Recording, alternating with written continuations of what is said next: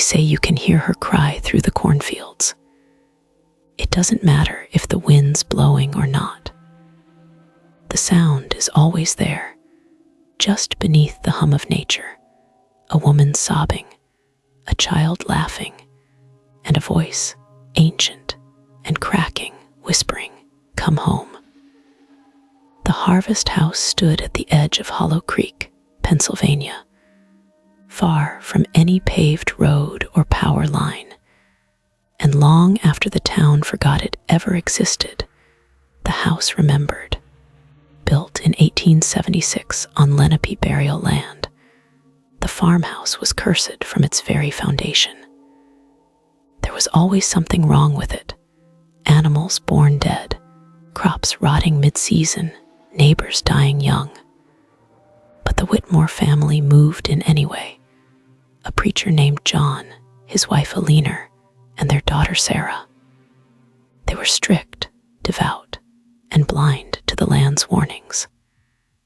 In the summer of 1932, after weeks of drought and the death of 2 farmhands, neighbors stopped hearing from them.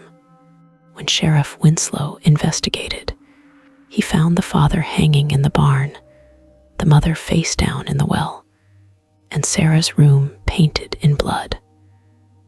Small handprints, dozens of them, covered the walls, ceiling, even the inside of the closet door. But there was no Sarah. She had vanished without a trace, and the story faded into urban legend until the night a new set of footsteps crossed that threshold, and the house awakened again. In 2017, 3 teens from the nearby town of Winfield, Jesse Myers, Troy Delgado, and Emily Carter, decided to livestream a Halloween dare. Armed with flashlights, a GoPro, and adolescent bravado, they broke into the long-abandoned house. What they captured still circulates across paranormal forums under the title, "Harvest House Footage Real." The video begins light-hearted. Laughter, mock screams, exploring the dusty halls, even teasing each other with, "Did you hear that?" But everything changes when they reach the nursery. The crib was still there, untouched for decades. Inside it, a doll with a cracked porcelain face. Emily reaches for it, and the moment her fingers touch it, the door slams shut. Power cuts. Jesse's camera starts glitching. Through the static, whispers rise, not just one voice, but many, all layered, all pleading, all wrong. In a single frame, Emily looks into the mirror and sees not herself, but a child, pale, expressionless, standing behind her. She turns, no one's there. From that point, the screams become real. The house, no longer dormant, begins to feed. The last image from the stream is of Jesse, blood on his face, staring directly into the lens and whispering. She's in the walls. The screen goes black. Jesse was found 2 days later, barefoot and silent, walking down Route 9 with dried blood under his eyes and deep scratches on his arms. He was committed to a psychiatric facility where he spoke only once. She took their eyes to give them to the field. The bodies of Troy and Emily were never found, but investigators who returned to the house found something much worse. Inside the nursery, written in blood across the wall, were the words, "The harvest begins again." Paranormal teams soon flooded the property. Thermal imaging showed human-shaped heat signatures in empty rooms. EVP recordings caught the sound of children laughing, crying, begging. But most disturbing was the constant low-frequency hum heard throughout the structure, a noise that made grown men vomit, scream, or pass out. Psychics reported a presence they called the collector, a spirit not of a person, but a force older than the house, possibly older than the land, something that feeds not on flesh, but on fear, on memory, on identity. Something that waits and takes and never lets go. Local legend says the preacher made a deal. When crops failed and the church emptied, he turned to older powers, blood-bound ones. He sacrificed what the land demanded. At first, it was animals, then the drifters, then, finally, his own blood, Eleanor and Sarah. But the pact wasn't clean. The land took more than he offered. It took everything.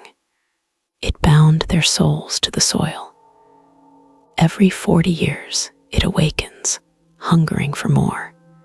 And always, the signs return. Mirrors that reflect other rooms, walls that bleed, the sound of footsteps on floors that no longer exist.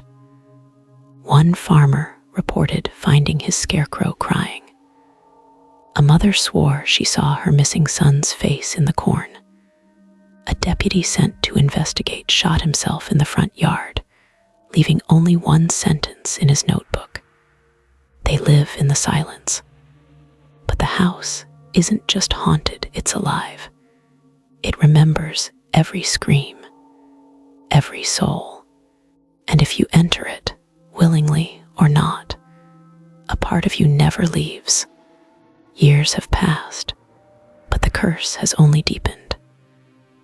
Those who watch the footage report nightmares for weeks, not just bad dreams, but lucid experiences of walking down endless hallways, hearing whispers behind the walls, and always the sound of weeping in the corn. One YouTuber who reviewed the video claimed his daughter began sleepwalking, repeating the phrase, "The harvest is not done." The original GoPro has since gone missing from police evidence. Some say Jesse took it before his final disappearance in 2021. He left a single drawing behind, a house made of bone, surrounded by children with hollow eyes. Since then, dozens have tried to find the harvest house. Maps change, roads vanish. Locals refuse to give directions because they know the house chooses who sees it. It shows itself to the lost, the grieving, the curious. And when it does, it whispers just one word, "Come." And if you answer, you don't get to leave. So here's your warning.